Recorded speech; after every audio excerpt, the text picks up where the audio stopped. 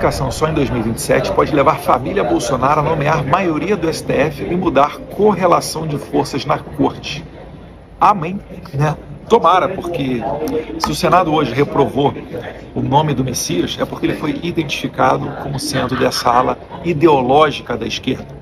A ala que persegue, tal qual Alexandre de Moraes, o maior problema do Brasil hoje em dia, a ponto de mesmo eleitor de centro, em mais de uma pesquisa, dizer que a sua prioridade na hora de votar nas eleições desse ano é o tema impeachment de ministro do STF.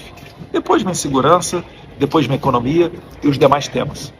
Isso daí é por quê? É porque as indicações de Bolsonaro, foram decentes, foram pessoas mais técnicas, pessoas que são assim, comprometidas com os valores, os princípios. E realmente o foco é guardar a Constituição. Enquanto que o do Lula, que no tempo de campanha fala que não vai indicar amigo, indicou o seu advogado Zanin e os seus amigos próximos, inclusive de proximidade político-partidária, como no caso do Flávio Dino. A gente tem uma grande oportunidade de mudar o Brasil. E a próxima batalha, certamente, será a da eleição do meu amigo Flávio. Que Deus abençoe o Brasil e a gente aproveite essa oportunidade que está se escancarando na nossa frente. Ontem foi 30 de abril de 2026. Foi um dia daqueles que a gente nunca mais esquece. Primeiro eu quero agradecer a Deus. É Ele que me sustenta e que me dá força todos os dias. Eu quero agradecer também a cada um de vocês. Eu recebi uma quantidade gigantesca de mensagens, de orações, vídeos, ligações. Eu não consegui responder todo mundo, mas saibam que eu li, senti e guardo tudo isso aqui junto comigo. Ontem foi dia de vitória. A gente derrubou o veto do Lula ao projeto da dosimetria.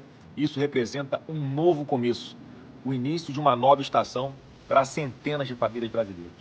Foi só um primeiro passo, mas fundamental para muito em breve a gente conseguir honrar integralmente todos os brasileiros injustiçados pelo 8 de janeiro, incluindo meu pai. Eu já imagino filhos voltando a conviver com seus pais, assistindo futebol juntos em casa no domingo, as mães beijando seus filhos antes de dormir, as famílias indo juntas para a igreja, estudantes, empreendedores retomando as suas vidas, mesmo que os traumas da injustiça, da perseguição, da impotência, muitas vezes, ainda levem um tempo para cicatrizar. E ontem foi meu aniversário. E ajudar a devolver a esperança para tanta gente sofrida foi, sem dúvida nenhuma, o maior presente que eu poderia receber. É hora de ir para casa. Eu sigo aqui, firme, com fé e com o coração muito grato. E uma coisa eu digo para cada um de vocês com ainda mais certeza depois de ontem. O Brasil tem futuro sim, e ele está logo aqui na frente. Um abração e fiquem com Deus. Previsões para animar o seu dia. Número 1, a eleição será vencida pela oposição, que vai derrotar o candidato do PT, seja ele quem for. Número 2, logo depois das eleições assistiremos ao colapso das contas públicas, o que vai exigir da classe política reformas liberais radicais. Número 3, nos próximos 4 anos a influência petista no STF será neutralizada e a maioria do tribunal vai ser conservadora. Então já pode começar a planejar a comemoração, porque a derrota do PT, a solução da crise fiscal e uma justiça conservadora são o passaporte do Brasil para o primeiro mundo. Mas antes de mais nada, precisamos registrar que nessa semana a casa caiu para a esquerda e seus aliados interesseiros. E no dia que vestir a toga, eu lhe peço que não se esqueça dos amigos que fez nesta caminhada. Horas de sabatina e agora acaba de ser rejeitado aqui pelo plenário.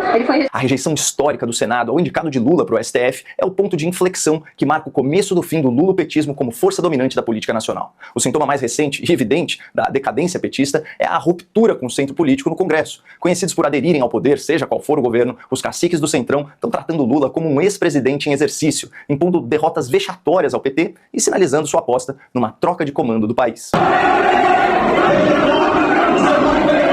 Atualmente, segundo o Datafolha, a avaliação positiva do governo Lula está em 29%. E nunca na história um governo conseguiu se reeleger ou fazer o seu sucessor sem pontuar na casa de 40% de ótimo e bom. Nunca. Trocando em miúdos, se apenas 3 em cada 10 pessoas gosta do governo, ele não se reelege. Há vários motivos para essa impopularidade do Lula, mas os principais são os escândalos de corrupção, o crescimento do crime organizado e a perda do poder de compra das famílias. E olha como esse Lula envelhecido se enrola ao falar sobre esses temas sensíveis. Ninguém ficará livre. Se tiver filho meu metido nisso, ele será investigado. Os usuários são responsáveis pelos traficantes, que são, vítimas dos usuários também. Uma das coisas mais importantes para que a gente possa controlar o preço é o próprio povo. Você sabe disso. Se você vai no supermercado aí em Salvador e você desconfia que tal produto está caro, você não compra. Depois de machucar o bolso do eleitor, fica muito mais difícil pedir voto prometendo picanha. Por tudo isso, daqui a alguns meses, sai o PT e entra o novo governo. Mas o que ele vai encontrar? Nada. Porque o dinheiro acabou, é o que se chama de apagão fiscal. E como disse a própria ministra do Lula... Chegou o momento em que 27, seja quem for o próximo presidente da República, não governa com esse arcabouço fiscal, com essas regras fiscais, sem gerar inflação, dívida pública e detonar a economia. Ou seja, precisamos de novas regras, mais eficientes e mais justas. E as elites do funcionalismo e da classe política, por força de necessidade, vão ter que abrir mão de muitos privilégios se quiserem sobreviver. E é aqui que entram as reformas, administrativa, fiscal, previdenciária, tributária e do Pacto Federativo. E como dizia Milton Friedman, Nobel de Economia, somente uma crise produz uma mudança real. E nesses momentos, o politicamente impossível se torna politicamente inevitável. Aliás, falando em coisas antes impossíveis, e à luz das revelações sobre o escândalo do Banco Master, é inevitável que a próxima legislatura aprecie pedidos de impeachment em desfavor dos 2 ministros mais envolvidos com Daniel Vorcaro e sua rede corrupta. E é aqui que tudo se conecta.